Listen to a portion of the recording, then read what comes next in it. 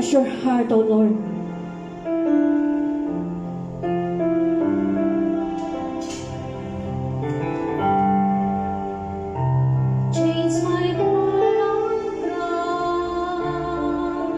Yes, my dear sisters,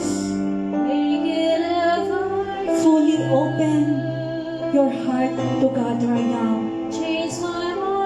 Ayayahan mo ang Panginoon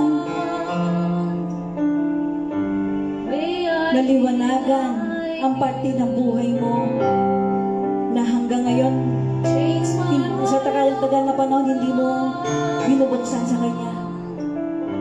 Isugo mo sa Panginoon ang mga bigat, yung problema na naging dahilan kung bakit ka nagkakasala. And ask God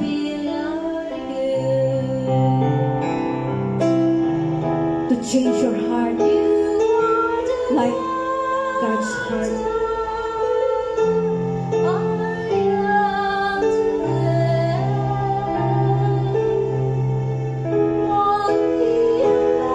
Yes, my dear sisters,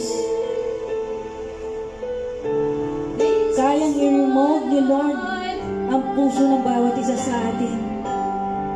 Ang kailangan lang ni Lord, yung ghost signal mo, my dear sisters.